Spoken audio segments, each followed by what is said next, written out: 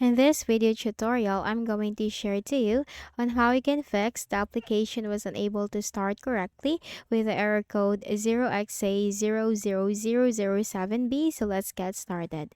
Go ahead and go in the search bar and type features, okay? Now you'll find the option under the best match, turn Windows features on or off, click on that. Now maximize it. And here you'll find the option .NET Framework 3.5 and .NET Framework 4.8. So make sure this is turned on from here or enabled. So in order to enable it, you just have to simply click this button or check this button for .NET Framework 3.5 and .NET Framework 4.8, and then you have to click on OK. And then that's it. For the next method, go ahead in the Windows search bar and type Chrome.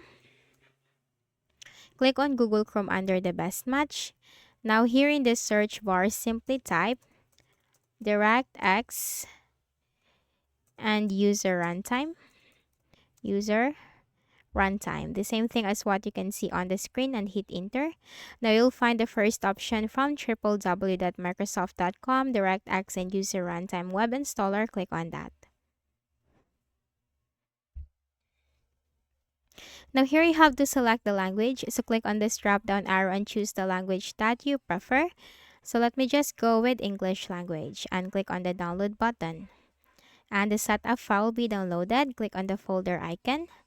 Now make a right click and then select, or you just have to simply double click on the setup file.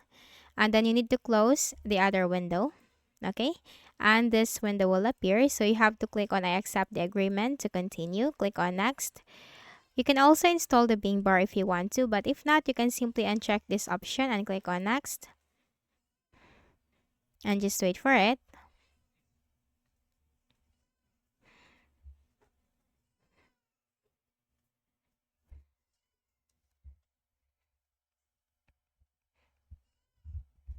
Now click on finish, and after that, make a right click at the start button.